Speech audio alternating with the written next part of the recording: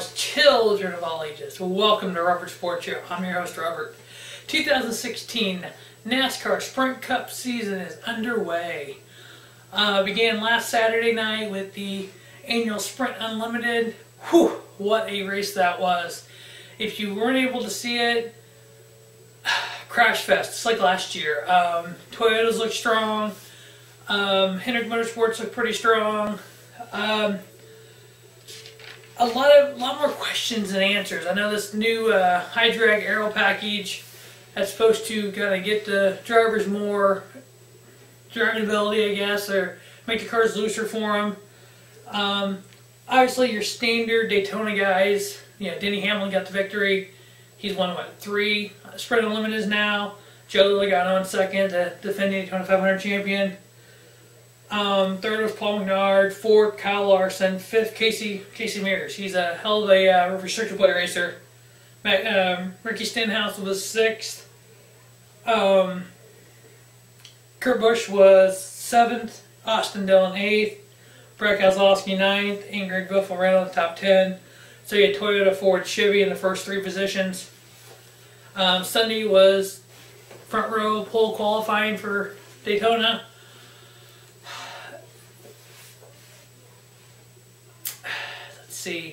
Seeing the new qualifying for Daytona, which I actually enjoyed it better than previous years. Instead of having the warm-up lap and then a lap, you had 1 lap. You got out on the track, you got as high as you could, you got up to speed, you clocked, you're done. Speeds were down just a little bit over last year, obviously, because they didn't have a second lap. Front row was set for the Daytona 500. Everybody else has to race their way into the chase. Obviously, news broke 2 weeks ago about the charter system. So there's 36 teams locked into the 500. A lot to get to here. Kind of go over some notes that Daytona 500. This is the 58th annual. First one was 1959. Most wins. Richard Petty with 7. Cale Yarborough with 4. Only 3 drivers have ever won Daytona 500 back-to-back. Joe Logano has a chance to do it this year. Richard Petty, 73-74. Cale Yarborough, 83-84. Sterling Marlin, 94-95. 2 Hall of Famers and a future Hall of Famer probably.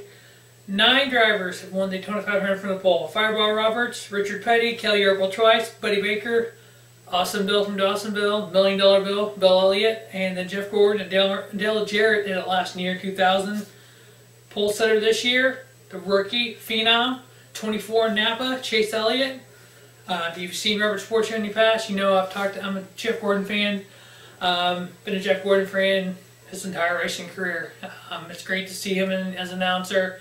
He's got great insight, at least he did for the Unlimited and for the pole qualifying. Look forward to what Chase Elliott can do in a 24 car. Obviously picked up where Jeff left off at Daytona. Jeff won the pole last year. Chase won the pole this year. A little note from 3 years ago, and Jeff Gordon's first Daytona 500 in 1993. He started the Daytona 500 third. Chase Elliott is starting on the pole. Jeff went out and won the Budweiser Dual Twin 125s at the time. Gatorade Twin 125s at the time. Now it's the Can-Am Dual. Can Chase follow suit with Jeff did? Yeah, starting 1 position higher. Jeff in his rookie season led the very first lap of 1993 Daytona 500. Can Chase lead the first lap of the 2016 Daytona 500? Can Chase Elliott have a career in a 24 car just like Jeff Gordon? Let's all hope so. 5 times has the Sprint Unlimited winner went on to win the Daytona 500. Bobby Allison, Bill Elliott, Dale Jarrett twice, and Jeff Gordon in 97. So Denny Hamlin's got a chance to do that. 9 times has a driver won the Can-Am Dual on Thursday and the 500. Fireball Roberts, Cale Yarborough, Bill Elliott, Bobby Allison, Sterling Marlin, Dale Earnhardt Sr., and Dale Earnhardt Jr., and then Matt Kenseth. Only 1 driver has ever won the pole, the Can-Am Dual, and then the Daytona 500. Happened to be the father of the pole setter, Chase Elliott, Bill Elliott, Chase's father. is the only man ever to win the pole, the Can-Am duel, and the 500. Chase can pull that off this year. Alright, let's get down to the nitty gritty. We got these 36 teams locked in the Daytona 500. The field has been shortened to 40 drivers. So we have 8 drivers going for 4 spots. But after pole qualifying, 2 drivers were able to lock in on speed. The 21 Wood brothers, Ryan Blaney, running for Rookie of the Year. And then the number 93, Mike Diabito, whatever, how you pronounce his name, the 93. They're both locked in on speed. So that now takes 4 drivers for 2 spots. Sorry, 6 drivers for 2 spots. Michael McDowell in the 59, Robert Richardson Jr. in the 26, Cole Witt in the 98, David Gillilander in the 35, Josh Wise in the 30, and Reed Sorensen in the 40. Those 6 drivers are racing for 2 spots in the Can-Am duels on Thursday. Everybody else is racing for starting a spot. These guys are racing for their lives.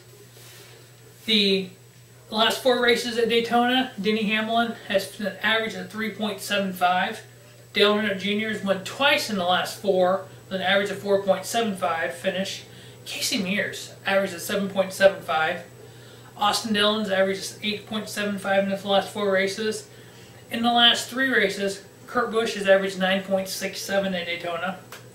The other 2 in the 4 races, Dale Earnhardt Jr.'s got 2 wins, Eric Almirola and Joe Logano. Logano, the defending Daytona 500 champion.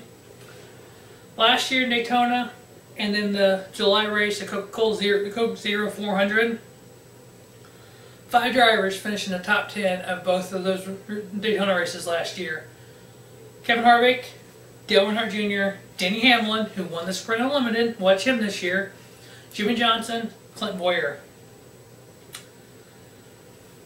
You look at the pole qualifying, Hendrick Motorsports was 1st and 3rd with Chase Elliott and Dale Earnhardt Jr., while Joe Gibbs was 2nd and 4th with Matt Kenseth and Kyle Busch.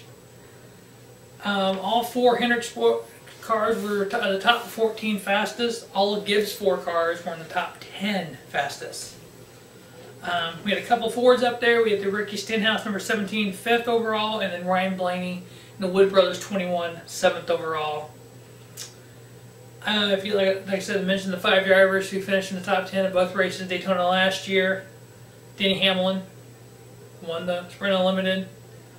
Dale Earnhardt Jr., Jimmy Johnson, and Denny Hamlin were among the top 10 qualifying. So obviously this race, as we all know, anything can happen. Trevor Bayne won in the Wood Brothers 21 a few years ago. Derek Cope won in the 1990 Daytona 500 when Dale Earnhardt Sr. cut a tire down on the last lap. We know anything can happen, but the big one will happen. I think it's going to come down to one of those 5 drivers. Kevin Harvick, Dale Earnhardt Jr., Denny Hamlin, Jimmy Johnson, Clint Boyer. Those guys, Casey Mears will be in the top 10. I think the victory will come down to either a Gibbs car or a Hendrick car. I'm going to give 2 picks. 3 picks.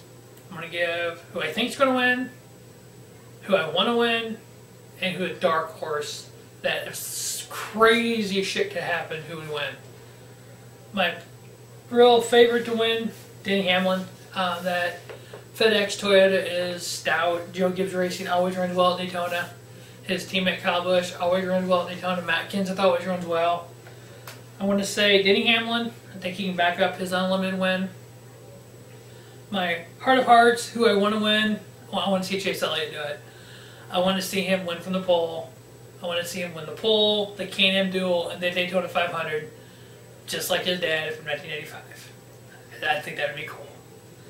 My dark horse, something crazy, big one happens, takes out the front half of the field. Who could win this? Who runs well here? Casey Mears. That'd be my dark horse pick. So that will wrap up the 2016 Daytona 500 preview. Make sure you check out all 5 Robert Sports Show channels. As always, thanks for watching Robert Sports Show. Have a spiffy night. Robert Sports Show, your YouTube leader in sports channels.